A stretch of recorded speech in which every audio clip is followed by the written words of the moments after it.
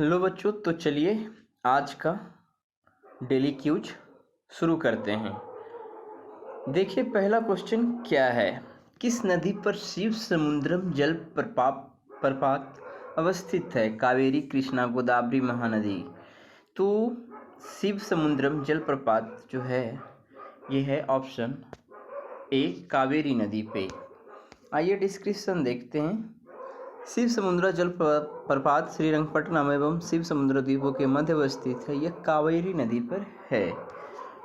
आइए देखते हैं दूसरा नंबर क्वेश्चन क्या कह रहा है।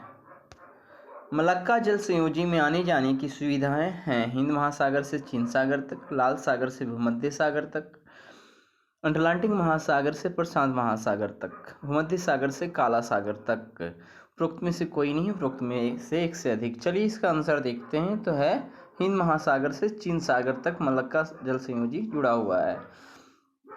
मलक्का जल संधि अंडमान सागर और चीन सागर को जोड़ती है।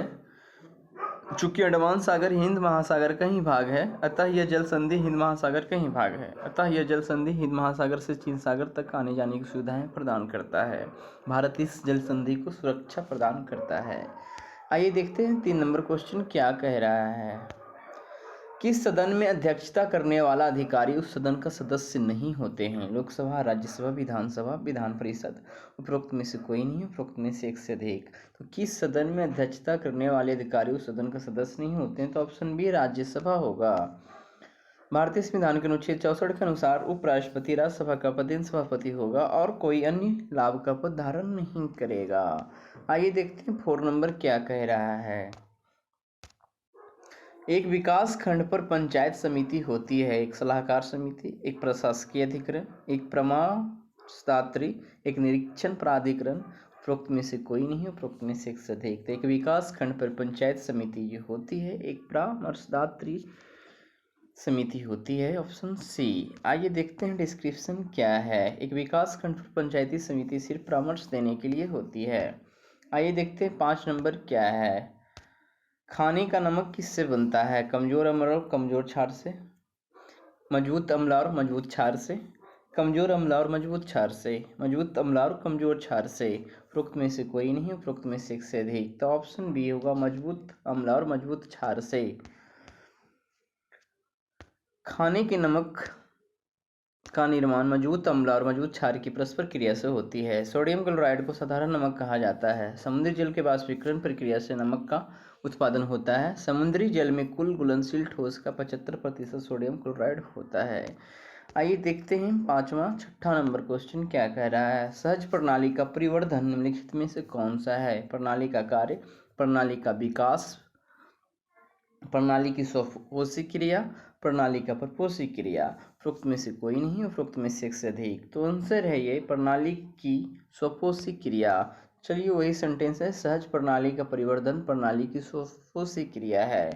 जेनेटिक्स निम्न में से किसका अध्ययन है? मेंडल के नियम का, जैव विकास का, डीएनए संरचना का, अनुवांशिकता और विचरण। उपरोक्त में से कोई नहीं, उपरोक्त में से एक से अधिक। तो ऑप्शन डी इज करेक्ट है।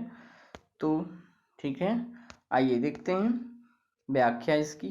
अनुवांशिकता और विचरण के अध्ययन को अनुवांशिकता कहते हैं। अनुवांशिक जीव विज्ञान की वह शाखा है जिसमें वंशागति के नियम, कारकों एवं विभिन्नताओं का अध्ययन किया जाता है।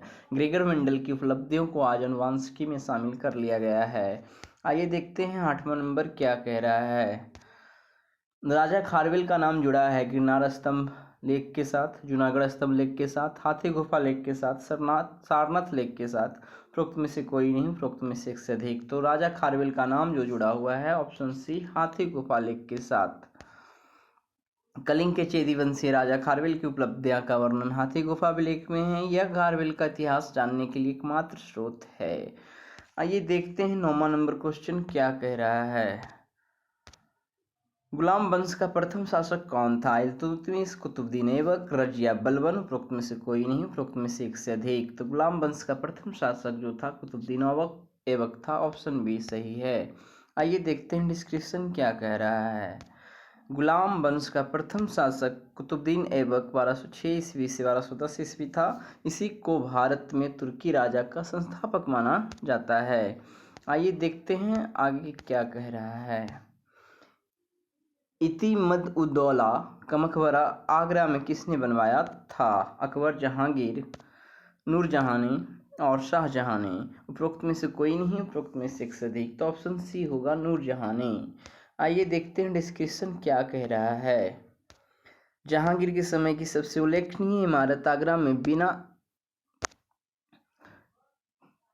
बना इतिमद उद्दौला का मकबरा है। बेदाग सफेद संगमरमर के बनी इस चतुर्भुजाकार मकबरे का निर्माण नूरजहां ने करवाया था। नूरजहां के पिता का नाम इत्मादुद्दौला था। आइए देखते हैं 11वां नंबर क्वेश्चन क्या कह रहा है। भारत छोड़ो आंदोलन में उत्पन्न दंगे किस क्षेत्र में सबसे अधिक व्यापक रहे हैं? बिहार, बंगाल, गुजरात, संयुक्त प्रांत। चारों में से उसके बाद कूट दिया हुआ है।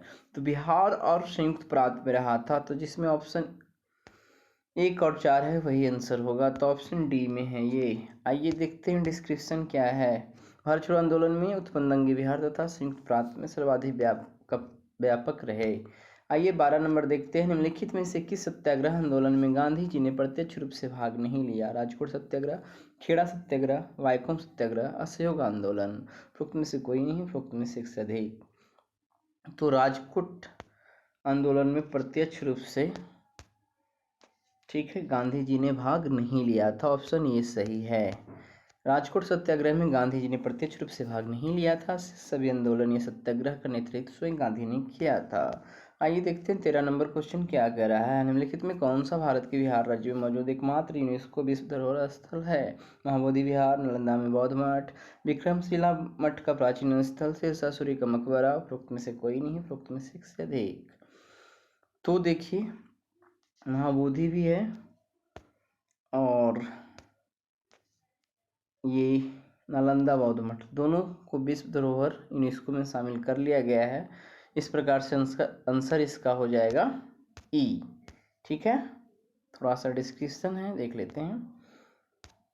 वर्तमान में भारत में कुल 29 सांस्कृतिक, अब तो हो सकता है भी और बढ़ा होगा, कहीं से क्वेश्चन जब सेलेक्ट किए थे तो उसमें 37 था। और थोड़ा सॉरी, इसको मैंने अपडेट नहीं किया है, 1-2 साल पहले का प्रीवियस क्वेश्चन है, तो हो सकता है काक बढ़ा है। ठीक है ना। तो फिर चलिए फिलहाल जो डिस्क्रिप्शन है उसके अनुसार देख लेते हैं।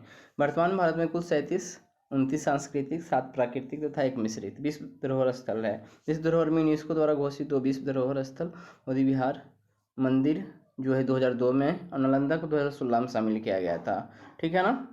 चलिए बाकी आप देख लीजिए, बहुत सारा है। आइए देखते हैं नेक्स्ट क्वेश्चन क्या है। बिहार प्रोविंशियल किसान सभा का गठन कब हुआ? 1929, 1930, 1931, 1932। उपरोक्त में से कोई नहीं, उपरोक्त में से एक से अधिक। तो ये ऑप्शन हो जाएगा ए, 1929 में।